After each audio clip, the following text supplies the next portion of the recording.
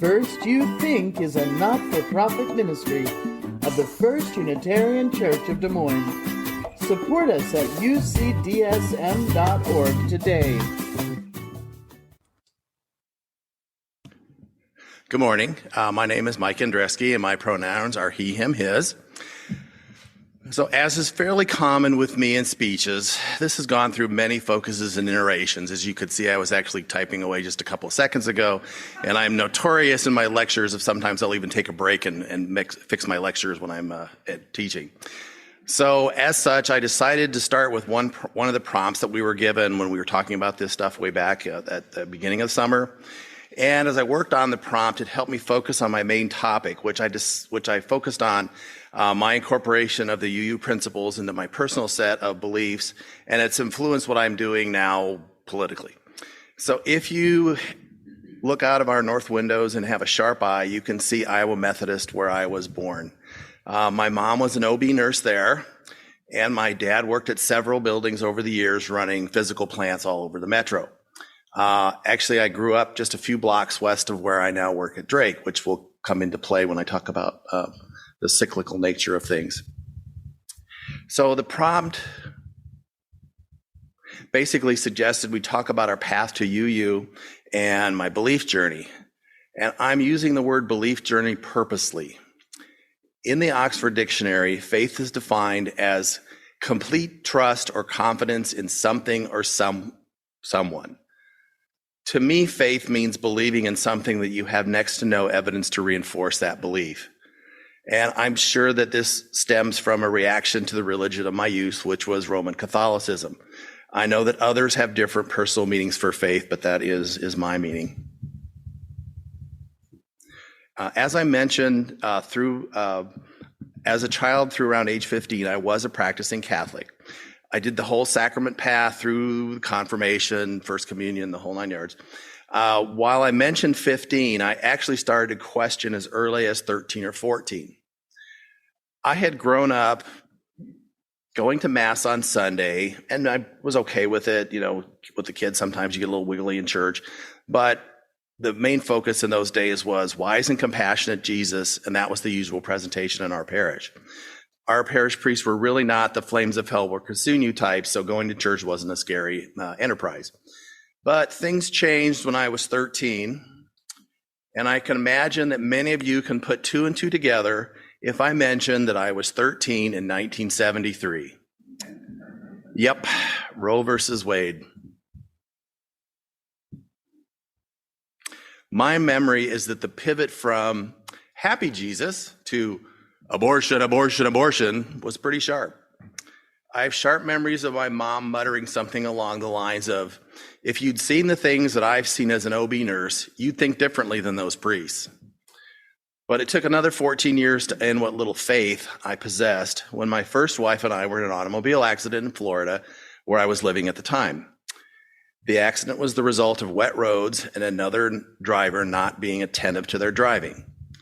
After the initial shock of time in ICU at the hospital where I worked, so I was constantly being asked how I was doing when I was wanting to fall apart.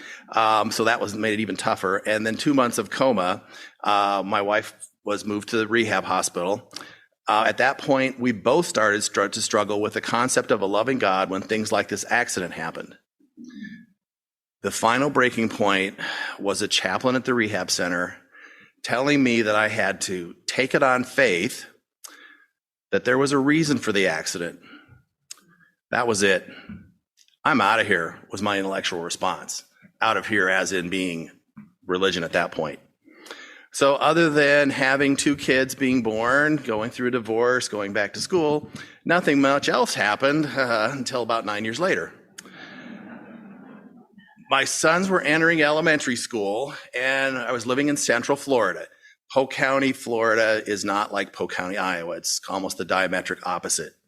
I started getting questions from them about Jesus stuff that they were telling me that they were hearing in their elementary schools. So at that point, my partner and later wife and I decided that maybe giving the kids some faith or something similar to faith tradition might be a good idea. And I happened to remember a recent article in the local newspaper that was pretty much framed about this group of weirdos that were a church but didn't have a strict set of rules. So this was, we had a church there called Carpenter's Home Church that was on TV on the weekends, and 2,000 people in a huge auditorium. And yeah, so they really framed UU as really out of the edges of society. But we went anyway. My gut tensed when we went to the UU, and it was a fellowship, the Sunday before the 1996 election. Then, as now, I was a progressive Democrat, and the last thing I wanted was to be told how to vote. As in the years prior, I'd seen women clutching Christian Coalition voter guides. I know that was a thing back in the 90s. And their husbands would loom over them as they were casting their votes to make sure that they actually followed what was on that voter guide. To my pleasant surprise, all that was said was a reminder to vote on Tuesday and to vote using your conscience. Maybe this UU stuff could be a good fit for us. My first UU clergy member, Dr. Tucker, was an interesting contradiction. The guy looks like a TV preacher. I never saw him without a suit and without a tie. And in Florida, if you take a couple of months ago and make that be 6 months, that's Florida weather. But he talks like a total lefty. It turns out he grew up as a very strong Disciple of Christ member. And after studying divinity as an undergrad at TCU, he decided he'd stay there and get his PhD. And he told us a story about in his PhD work, he was absolutely sure that he could prove the existence of God.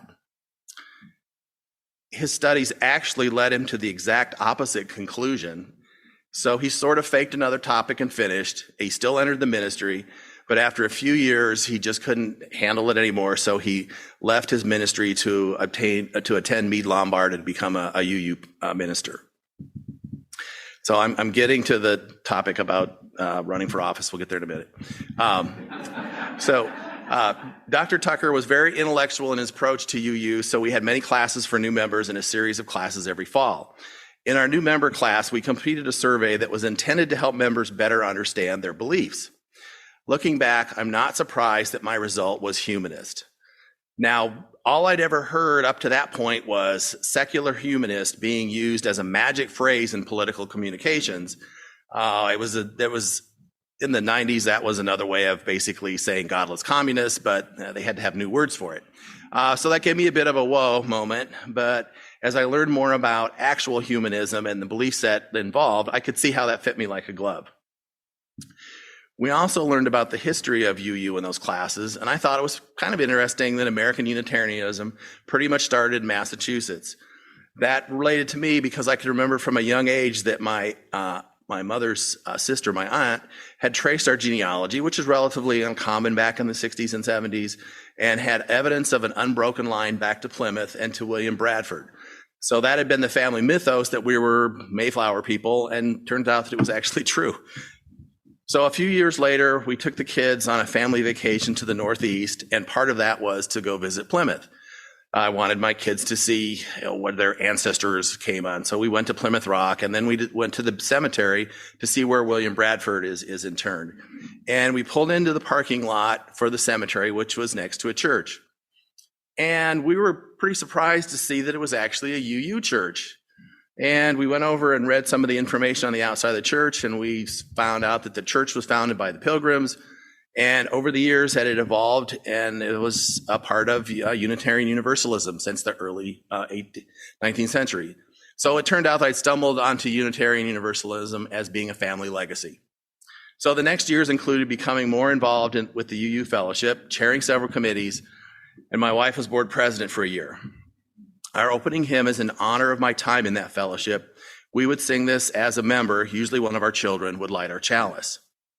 My personal search for truth led to moving back to Iowa for grad school.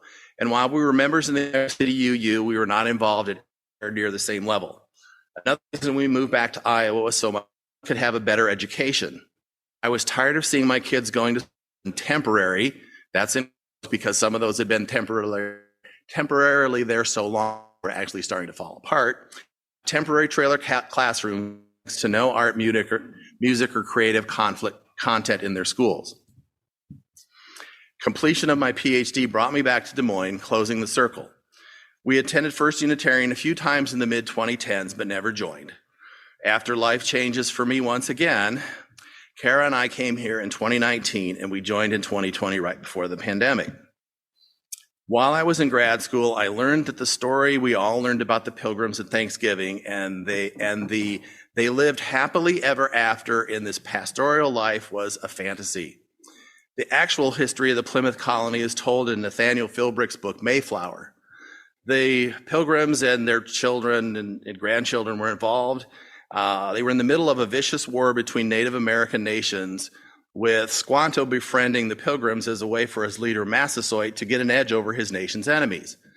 Learning the difference between that myth and the reality led me to, and my family's participation in that, led me to think about how controversial teaching actual history has become, and how important it is that our children learn true history so that we can learn from our past mistakes and move forward as a society. So now we're getting to the political part. This became clear to me as I moved from being a political background person to being a candidate. That process was a side result of my latest educational pursuit and resulted in a losing primary campaign last year. After my primary loss, I was encouraged to stay engaged by several people and was encouraged to run for the West Des Moines School Board. I attended a series of school board meetings and was repeatedly moved by the LGBTQIA+ students and their parents who repeatedly talked during public comment time.